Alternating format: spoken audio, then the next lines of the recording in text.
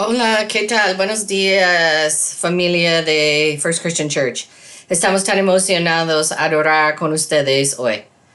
Si eres nuevo aquí, por favor, toma un momento para ir a hub.firstchristian.com y llena la tarjeta digital Connect, por favor.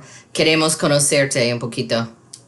Y gracias por ser generoso y dar tanto y ser fiel. Deja que los ministerios de la iglesia continúen. Si quieres dar hoy, puedes ir a firstchristian.com/give y hay 3 maneras para dar ofertas y diezmos. Estamos tan emocionados de reabrir la iglesia el próximo domingo. No podemos esperar adorar todos juntos aquí en la iglesia. Hay cosas que necesitas saber para tener la información que necesitas. Puedes ir a firstchristian.com/inthistogether para encontrar la información. Hay un enlace para inscribirte, para decirnos que vienes al servicio en la iglesia, pero están tan emocionados a alabar con ustedes en el próximo domingo. Cada semana recordamos el sacrificio de Jesucristo por tomar la comunión. Ahora es el momento perfecto para encontrar los elementos para que estés listo en el momento adecuado. Vamos a orar. Dios, gracias por estar aquí con nosotros. Queremos honrarte. Gracias por tu presencia. Por favor, haz algo increíble hoy. Te amamos y está en el nombre de tu Hijo que oramos. Amén.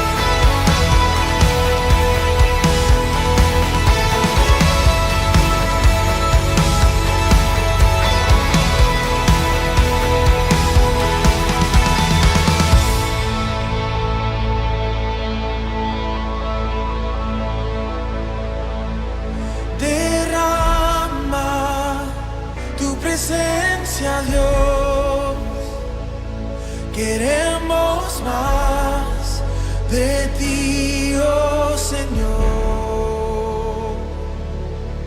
Derrama tu presencia, Dios. Ven con poder y transfórmanos.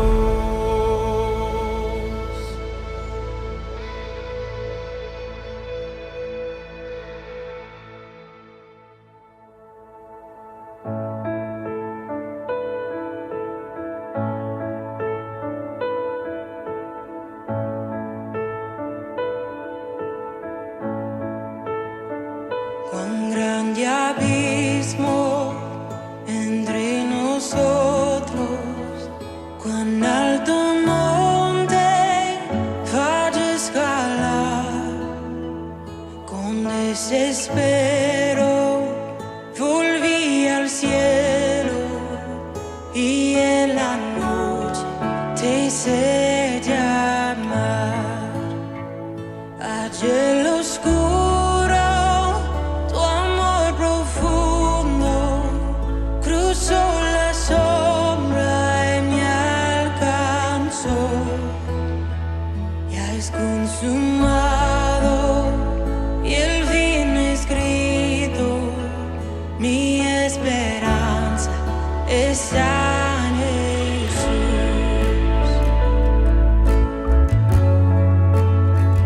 ¿Quién imagina piedad tan grande, tan plena gracia al corazón? El Dios eterno dejó su gloria, de mi pecado Él se vistió. La cruz hablado, soy perdonado. El Rey de Reyes me adoró. Señor hermoso, te pertenezco. Mi esperanza está en Jesús. Oh, aleluya, sea que me libertó. Aleluya, de la muerte me arrancó, las cadenas quebrantó. Y en su nombre hay salvación. Mi esperanza está en Jesús.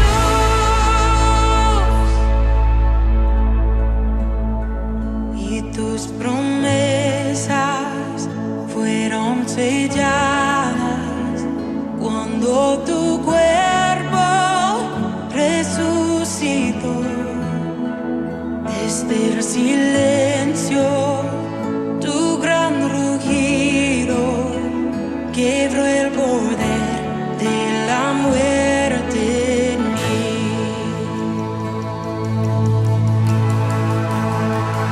Y tus promesas fueron selladas cuando tu cuerpo resucitó. Desde el silencio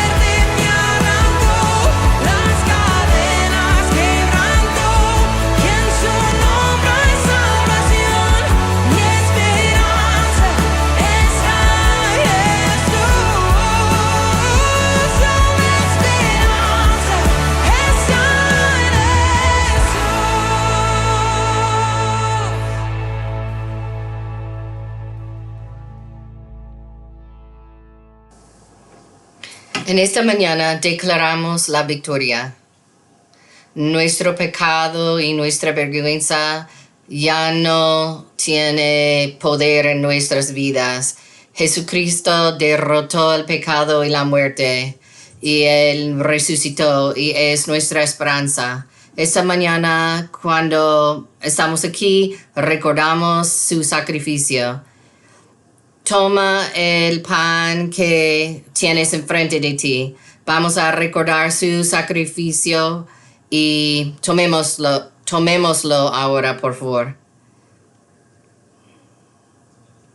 Juntos agarren la copa, un símbolo de la sangre de Jesús que Él derramó por nosotros. Tomémoslo juntos para recordar su sacrificio. Tomémoslo juntos. Digno de entregarte mi corazón, vivo por ti.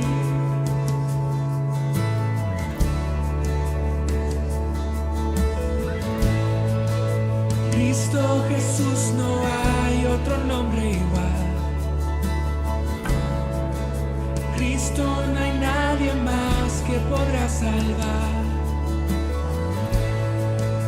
Digno de entregarte mi corazón, vivo por ti, vivo por ti. Santo como tú no hay nadie, Dios incomparable, abres tus mis ojos, Cristo, quiero conocerte más, Dios.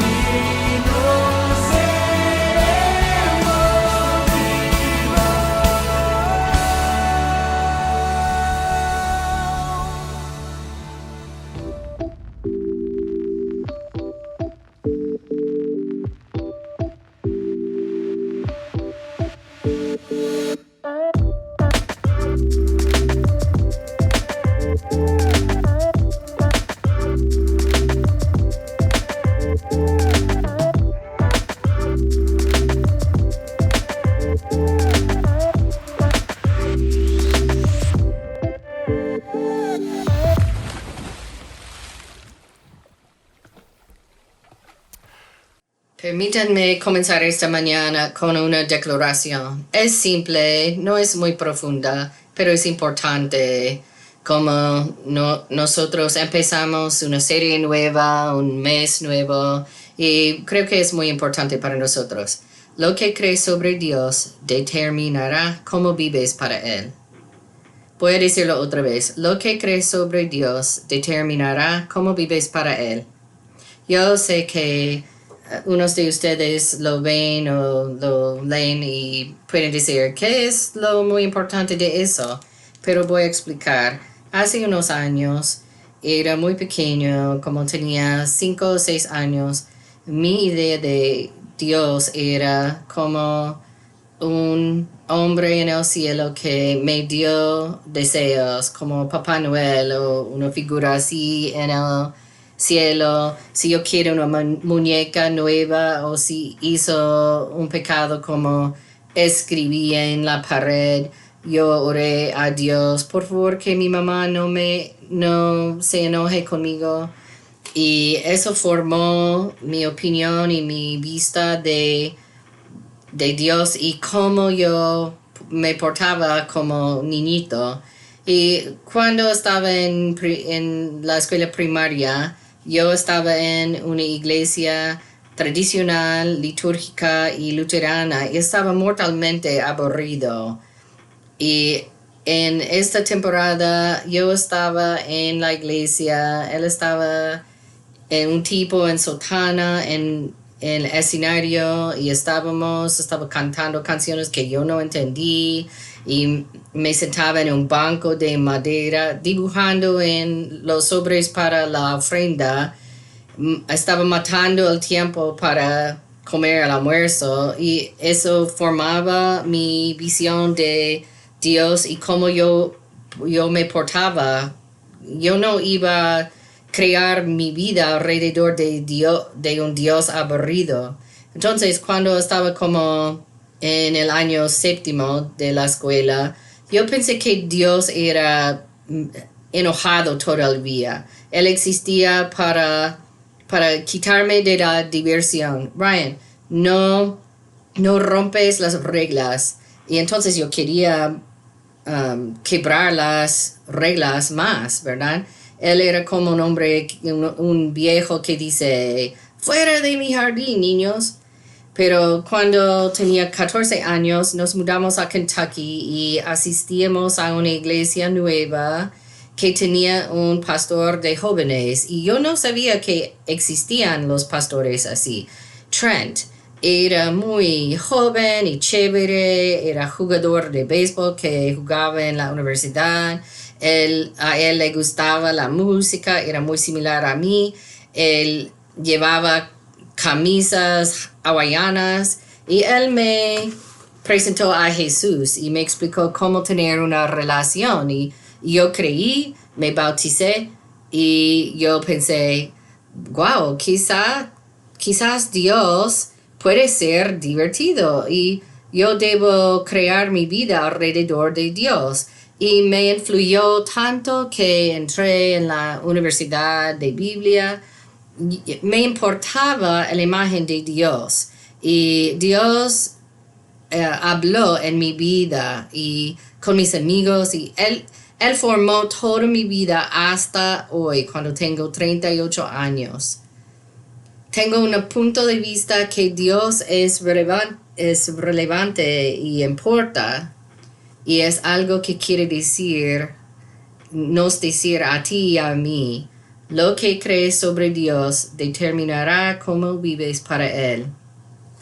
Hoy estamos lanzando una serie nueva que se llama Cannonball o Bomba, sobre cómo podemos ser personas que viven vidas de gran impacto. Vamos a hablar de todo esto en todo el mes de julio. Es un viaje de 4 semanas. Porque nunca hemos hecho una serie en el tópico de impacto. Para ser una persona que está dispuesto a ir a todos y hacer algunas olas para Jesús. Que tenemos que tener impacto global, impacto local, impacto con los amigos y tener y usar nuestras vidas para hacer algunas olas. Y me gusta la imagen de bomba porque cuando era muy joven, como 8 años, tenía 0% grasa corporal y solo puso el pie, los dedos del pie en la piscina y siempre el agua estaba demasiado frío y me bajaba en la escalera.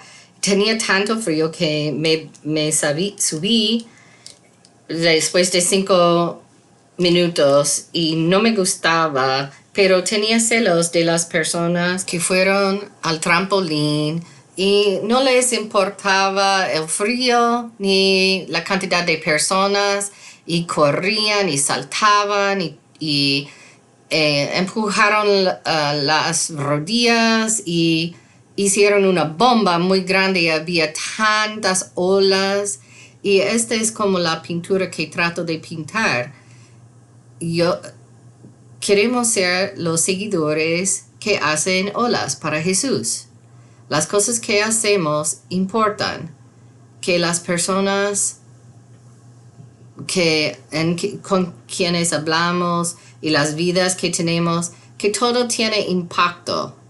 Y hay otra imagen que quiero compartir con ustedes. Este es un aparato divertido que quizás has visto algo así en clase de ciencia o tu jefe lo tiene en la oficina con un chunche así o algo así, pero se llama la cuna de Newton. Esta es una definición de cómo es. La cuna de Newton demuestra el principio de la conservación del momento, masa por velocidad. Este principio establece que cuando dos objetos chocan, el momento total de los objetos antes de la colisión es igual al momento total de los objetos después de la colisión. En otras palabras, cuando la primera bola de la cuna de Newton choca con la segunda, la primera bola se detiene, pero su impulso no se pierde. Solo se transfiere a la segunda bola, a la tercera, a la cuarta, y el momento es tan grande que la quinta bola columpia hasta arriba y entonces hasta abajo. Y este aparato es muy barato y quizás no sigue por mucho tiempo, pero ustedes saben cómo es. Pero si era muy sofisticado, entonces seguiría por mucho tiempo. Es un poquito cursi, yo sé, pero empecé a pensar como eso.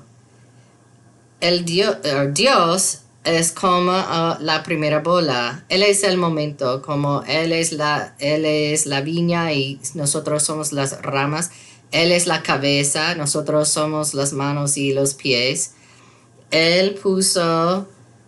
Dios puso toda la carne en el asador de la iglesia. Él nos dio su espíritu y es como Él es la primera bola y nos choca, pero muchas veces nosotros matamos el impulso, detenemos la pelota en el medio.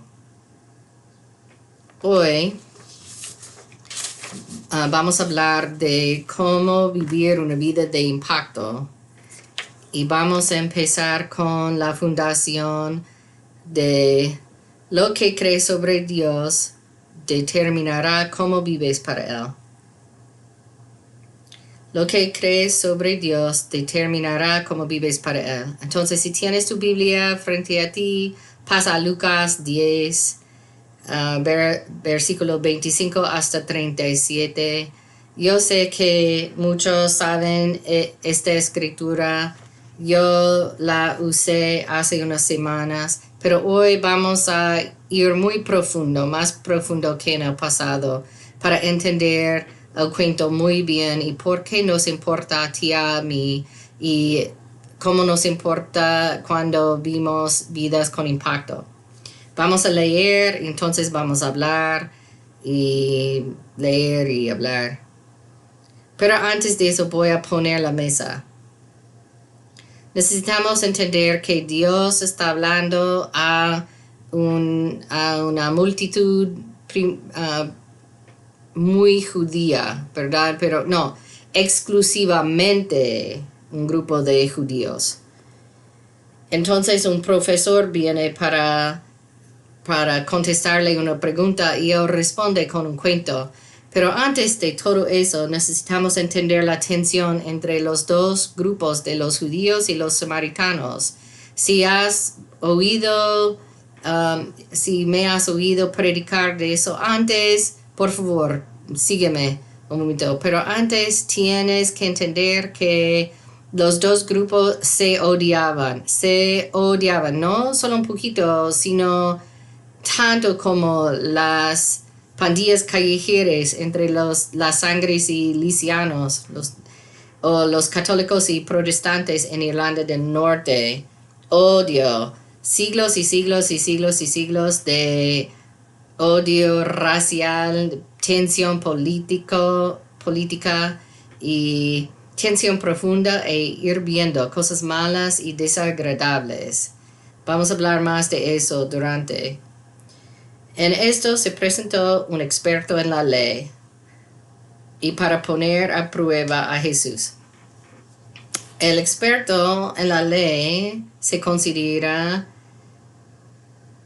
un levita, es del tribu de Leví en los 12 tribus.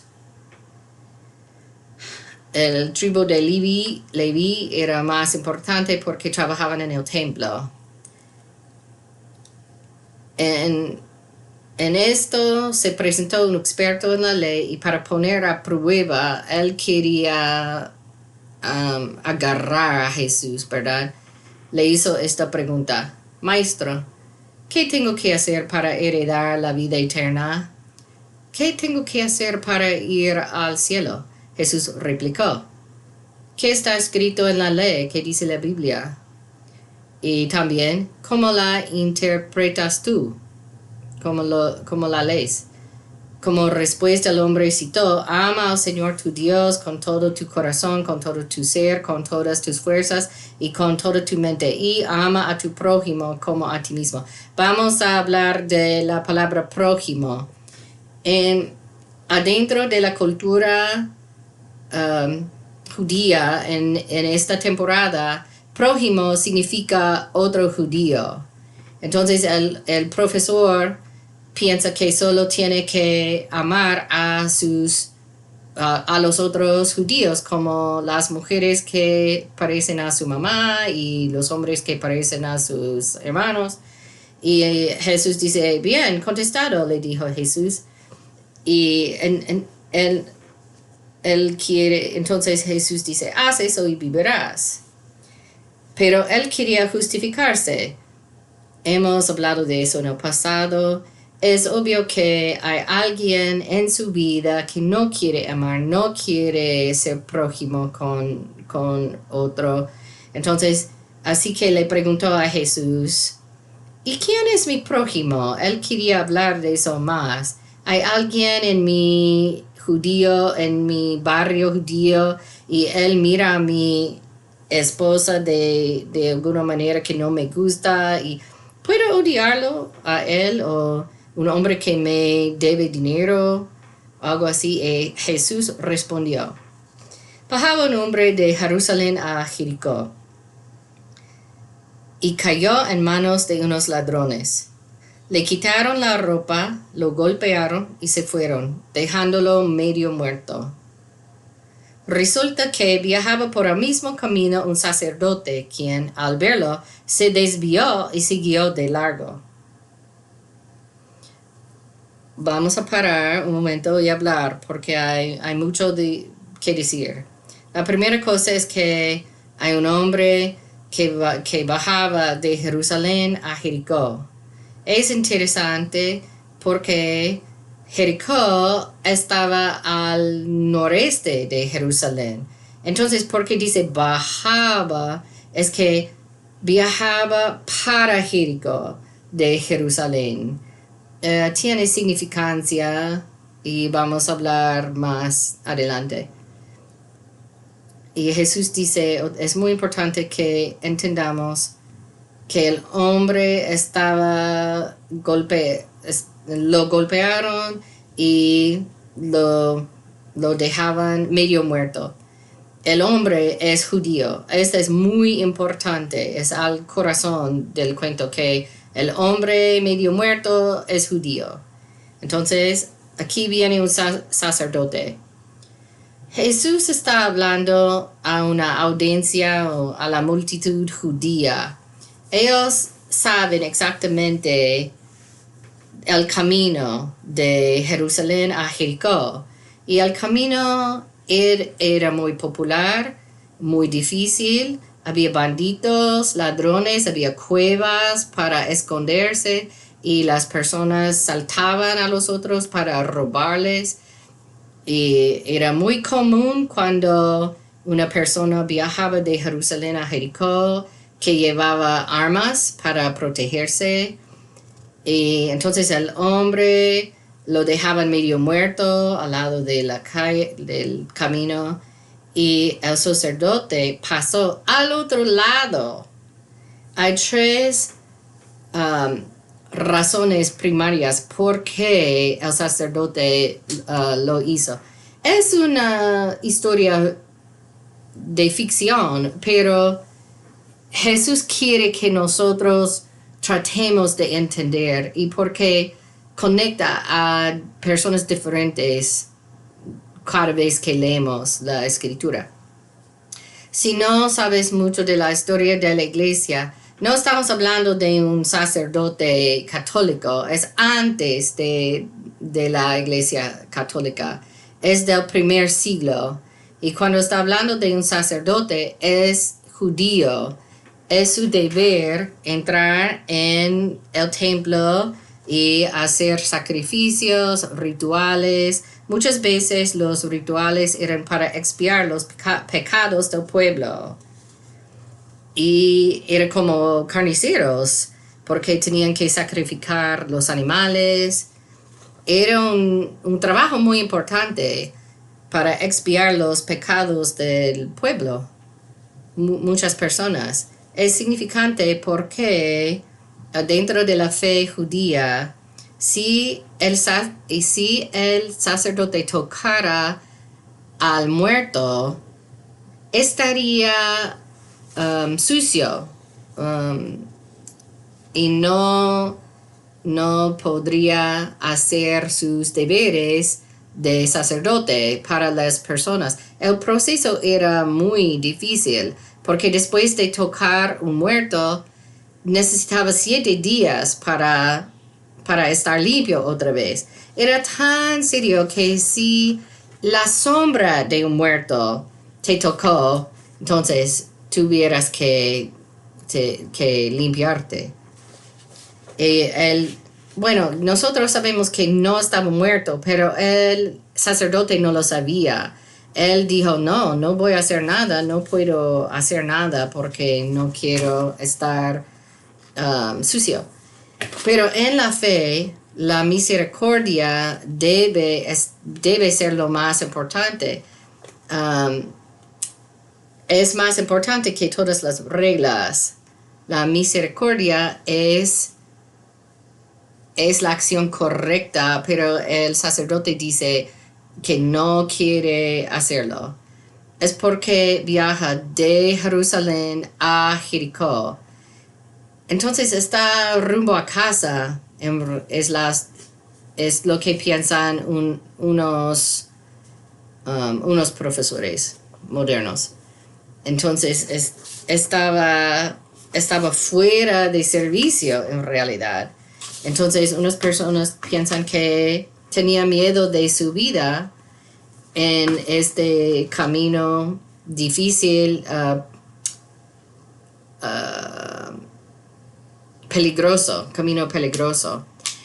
Entonces él pensaba, si el hombre finja estar muerto y ellos van a asaltarme si yo trato de ayudarlo, entonces no voy a hacerlo porque tengo miedo.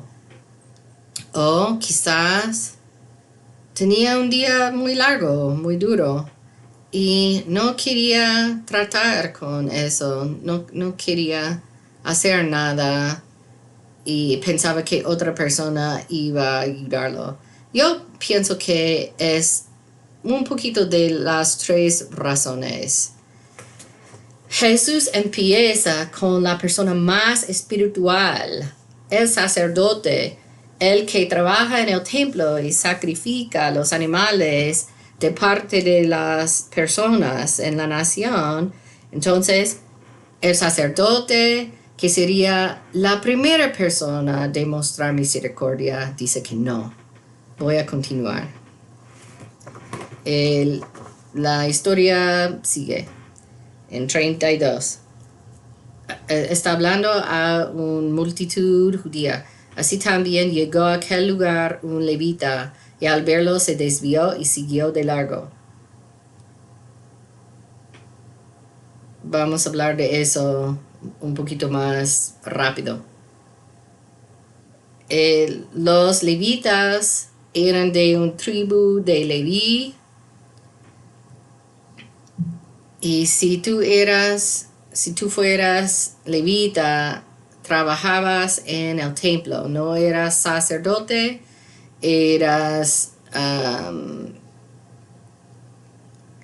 trabajabas en el templo como con los animales o limpiar el templo o algo así. Y muchas de las reglas estaban muy importantes a los levitas también.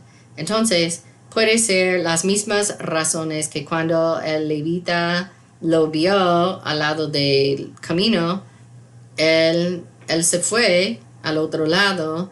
Él no quería que su sombra lo tocara para que estuviera sucio. Entonces Jesús dice, el más espiritual no lo ayudaba, el levita no paraba para ayudarlo. Es como una hierarquía. Entonces continúa con un tópico que nadie en la multitud en que no estaban preparados. Pero un samaritano que iba de viaje llegó a donde estaba el hombre, y había un soplido en la multitud. ¿Un qué? Pero un samaritano que iba de viaje llegó a donde estaba el hombre, y viéndolo se compadeció de él. Y un samaritano lo vio medio muerto y se compadeció de él. Se acercó, le curó las heridas con vino y aceite y se las vendó. Luego lo montó sobre su propia cabalgadura, lo llevó a un alojamiento y lo cuidó. Al día siguiente sacó 2 monedas de plata, sueldo de 2 días, y se las dio al dueño del alojamiento. Cuídamelo, le dijo, y lo que gaste usted de más se lo pagaré cuando yo vuelva. Otra vez es el momento que a la multitud el profesor de la ley están mirando y se les ha caído la mandíbula. Jesús está hablando de algo de ¿quién es mi prójimo? ¿Quién debo amar? Ellos estaban pensando de los judíos, los hermanos y hermanas judíos, y Jesús va mucho más allá que eso. Está hablando de las personas que odiaban lo más, y cuenta un hombre medio muerto, y su enemigo mortal es el héroe en la historia. La multitud está impresionada. yo quería ir más profundo y necesitamos tener una perspectiva más histórica. Que quizás piensas, ¿por qué se odiaban tanto? ¿Por qué, Ryan? Voy a leerles este. Es algo que encontré durante mi preparación en la semana. Pinta una pintura histórica de cómo empezó la tensión y cómo escaló y cómo llegó ahora. Después de la separación de Judá e Israel, recuerda, Israel era un país, pero se partió en dos. Después de la separación de Judá e Israel en el siglo IX, el hombre del reino del norte compró la colina de Samaria a Shemar. Ahí construyó la ciudad de Samaria, que se convirtió en su capital. Era el principio, no había problemas. Fue fuerte defensivamente y controló el valle a través del cual la carretera principal corría entre Jerusalén y Galilea. No había problema todavía. En 722 la ciudad cayó ante los asirios y se convirtió en la sede de la provincia asiria de Samaria. Aquí vienen los problemas un poquito. Recuerda Nehemías, porque Jesús sabía que su gente no estaba siguiéndolo, entonces los asirios vinieron para derrotar a la gente de Israel, y ellos fueron a Babilonia. Los judíos fueron. Mientras que muchos de los habitantes de la ciudad y el área circundante de Samaria fueron llevados al cautiverio, algunos agricultores y otros se quedaron allá atrás.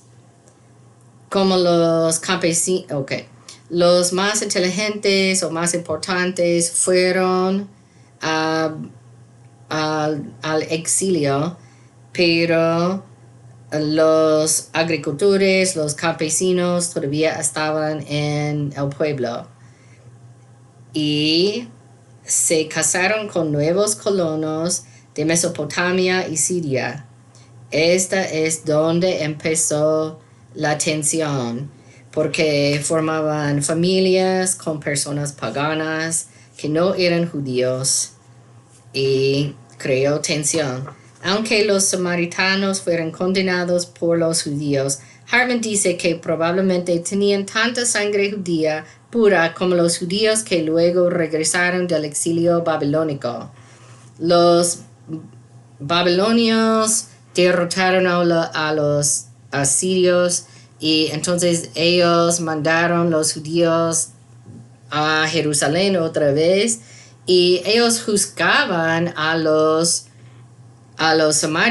samaritanos porque se casaron con los otros y empezaron los términos racistas como mestizo.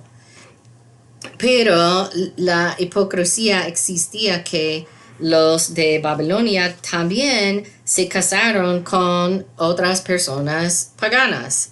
La historia de los fracasos de Israel y Samaria en mantener el camino de Yahweh se cuenta en parte en el capítulo 17 del segundo libro de los Reyes. Allí también el autor sagrado cuenta cómo el rey de Asiria envió a un sacerdote de entre los exiliados para enseñar a los samaritanos cómo adorar a Dios, porque después de que un ataque de los leones se atribuyera a su incapacidad para adorar al Dios de la tierra. El libro de Segundo Reyes cuenta cómo la adoración de Yahvé se mezcló con la adoración de dioses extraños.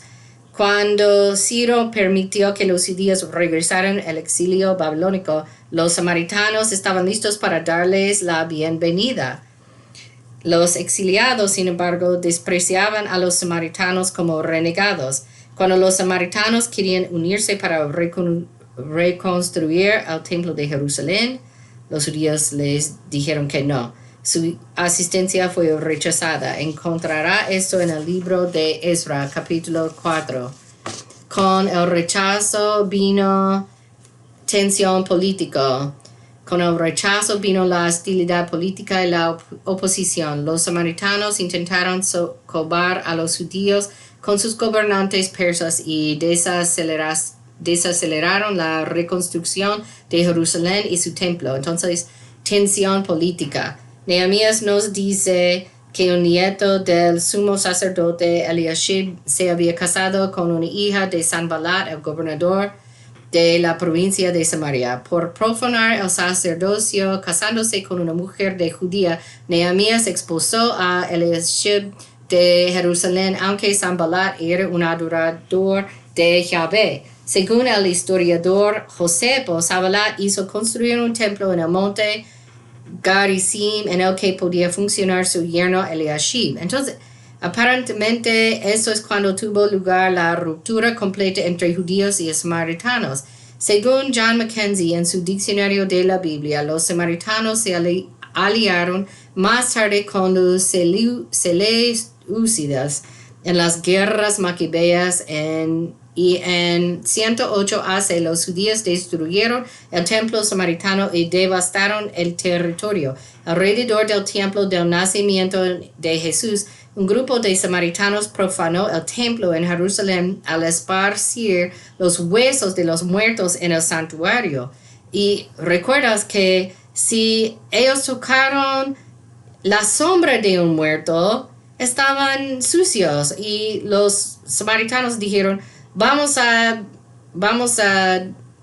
tirar huesos en su santuario por todas partes. En nuestra propia era, que ha sido testigo del vandalismo en las sinagogas y la quema de iglesias negras, deberíamos ser capaces de comprender la ira y el odio que tales actos incitarían. Yo sé que era mucho, pero Jesús le contó esta historia a los judíos, que ellos tenían todas estas cosas de racismo, ira, las cosas de tribus, 700 años de tensión. Entonces la pregunta de ¿quién es mi prójimo? Y Jesús le dice, tienes que amar a las personas que odian más que nada, más que nadie. El samaritano es el héroe del cuento. ¿Cuál de estos tres piensas que demostró ser el prójimo del que cayó en manos de los ladrones? Jesús le preguntó al profesor y el experto en la ley contestó, el que se compadeció de él. Anda entonces y haz tú lo mismo, concluyó Jesús. Este es un momento que se le ha caído las mandíbulas otra vez, porque de tanta hostilidad. Y estaban como, wow, ¿debemos demostrar misericordia a ellos? ¿Estás seguro, Jesús?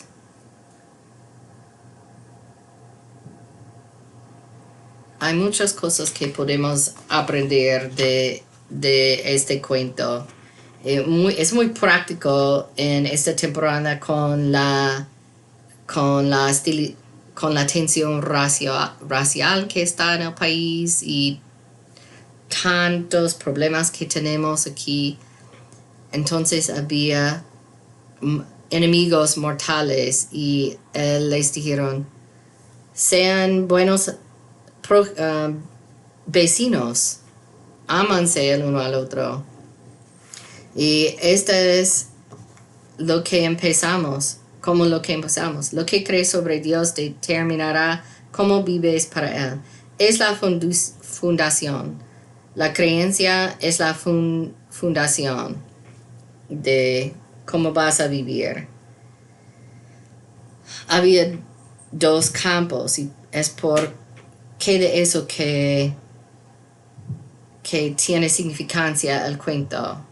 El sacerdote y el levita creían en este cuento que Dios valoraba a la ritual, seguridad, conveniencia, más que la misericordia. Su fe y sus acciones llevaban su impacto. Valoraban ritual, seguridad y conveniencia más que misericordia. Ellos pensaban que a Dios importaban las primeras cosas más que misericordia. Y Jesús dice, no sean como el sacerdote ni como el levita, sean como el samaritano. Pero el samaritano valoraba la misericordia más que todo. Él ve a Dios así en el cuento. Es como el samaritano paró, agarró al hombre, lo puso en su burro, pagó todo. Su vista de Dios era misericordia más que todo, más que nada. Lo que crees sobre Dios determinará cómo vives para Él.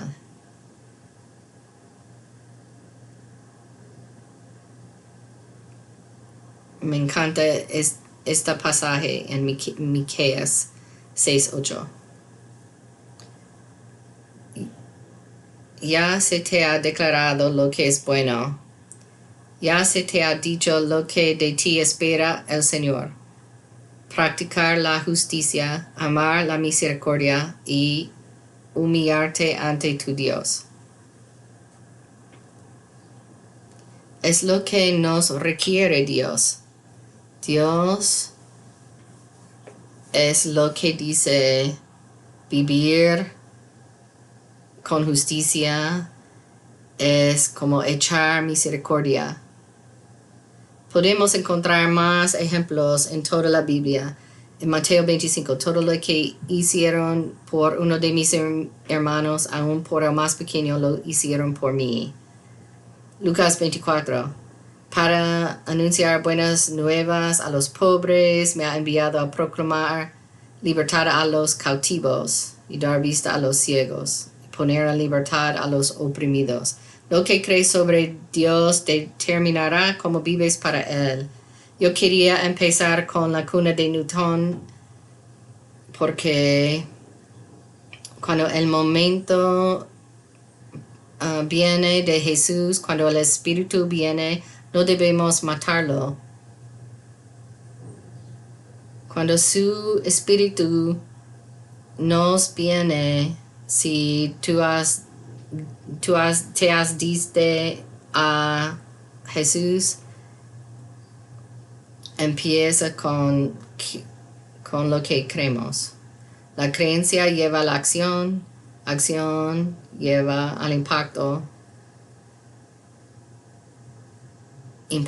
cambia el mundo. Pregúntate, ¿qué crees de Dios?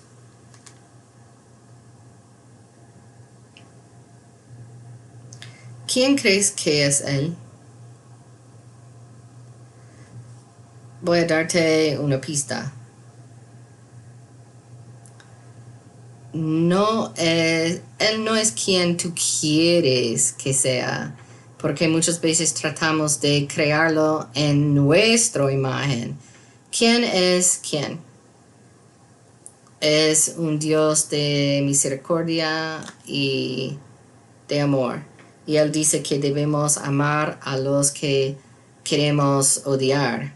Pero vamos a empezar con las creencias. Lo que crees sobre Dios determinará cómo vives para Él. Vamos a orar. Padre Dios, gracias por esta hora y por este día. Gracias por estar con nosotros aquí. Y gracias por la Biblia que podemos estudiar. Yo sé que había muchas cosas que tratamos de entender, pero oro hoy que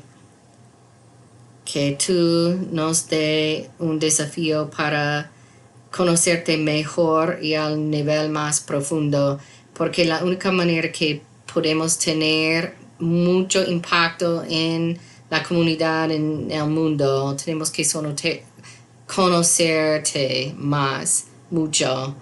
Yo oro que si hay alguien que no tenga relación contigo, que ellos vayan a firstchristian.com para hacer clic en el enlace How to Know Jesus, porque queremos creer y seguir el Dios verdadero. El que dice, actúa bueno, amigos, ha sido justamente una con mañana misericordia. increíble y no puedo esperar ver Te qué Dios te va a amamos hacer y está adentro en el nombre de nosotros, por Jesús que nosotros. oramos. Amén. Puedes ir a hub.firstchristian.com para tomar tu próximo paso. También un recuerdo, hay personas en línea que pueden orar contigo. Puedes ir a hub.firstchristian.com y haz clic en el enlace en vivo. Ha sido muy divertido. Que tengas un día muy bendito. Hasta el próximo domingo.